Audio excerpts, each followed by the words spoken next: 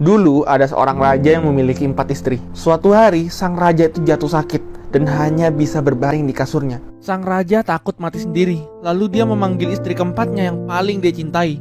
Istri keempat itu sang raja belikan berlian, emas, dan baju-baju mewah. Sang raja pun bertanya, "Kamu mau nggak mati bersamaku dan menemani aku pergi ke akhirat?" Istri keempat pun berkata, "Maaf, nggak bisa." Lalu pergi meninggalkan sang raja begitu saja. Lalu sang raja memanggil istri ketiganya yang juga dia cintai, yang paling dia bangga-banggakan, ke negara tetangganya. Pertanyaan yang sama muncul, "Mau nggak kamu pergi bersamaku ke akhirat?" Istri ketiga pun berkata, "Maaf, aku nggak bisa ikut denganmu. Aku terlalu mencintai hidupku, dan saat kau mati nanti, aku akan menikah lagi." Lalu datanglah istri keduanya yang selalu ada dan membantu ketika sang raja membutuhkannya. Sang raja bertanya juga, "Mau nggak kau menemaniku ke akhirat?" "Maaf," kata istrinya, "kali ini aku gak bisa membantumu.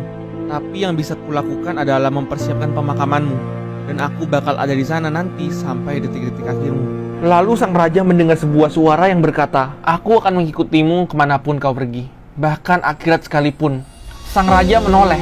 Ternyata itu adalah istri pertamanya. Istri pertamanya adalah istri yang paling tidak dia urus. Sang raja pun malu, lalu berkata, "Maafkan aku, harusnya aku lebih memperhatikanmu dan merawatmu selagi aku hidup."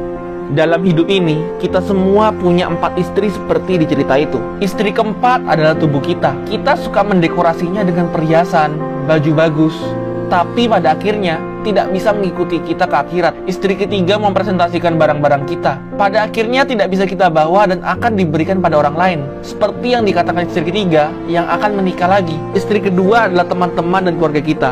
Kita mempercayai mereka. Mereka selalu ada ketika kita membutuhkan mereka. Tapi tempat paling jauh di mana mereka bisa menemani kita adalah di pemakaman kita. Dan istri pertama adalah jiwa kita.